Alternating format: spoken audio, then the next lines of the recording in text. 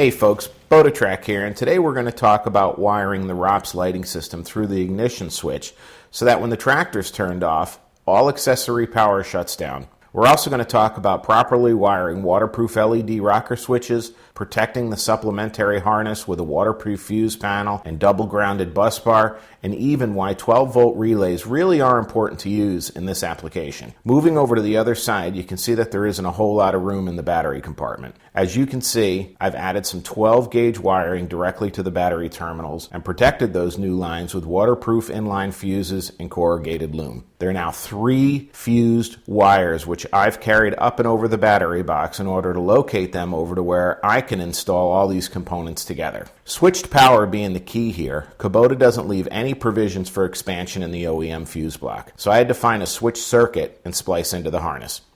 To get this cover off, just use a tiny screwdriver to release the upper and lower retainer clips. Once inside, locate the bottom right 10 amp fuse. It feeds the 12-volt auxiliary outlet located under the seat. This is where I got my switch circuit for this application.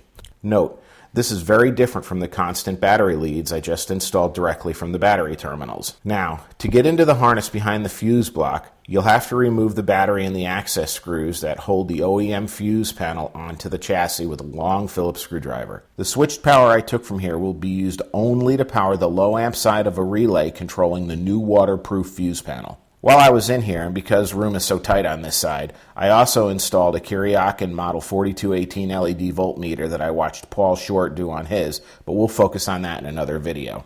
Oh, and I also installed the wiring for the battery tender outlet dock, as this seemed like as good a place as any to put it, but again, we'll focus on that in another video. So like I said before, the 12-gauge power wires I used to put higher amperage power over to the other side here are fully protected by waterproof inline fuses and numbered for easy identification.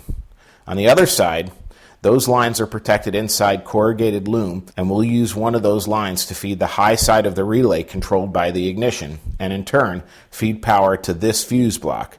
This way, I get a distribution center protected by fuses that power the high side of each one of the 12-volt relays. One relay operates the power to the waterproof fuse panel, and the other 2 relays handle the lights on the ROPS bar.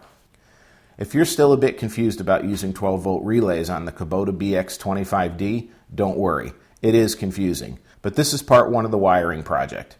Part 2 will be completely dedicated to the relays themselves, how a relay works, and why it just makes good sense to use 12-volt relays for certain accessories instead of just wiring them directly to the battery through a toggle switch.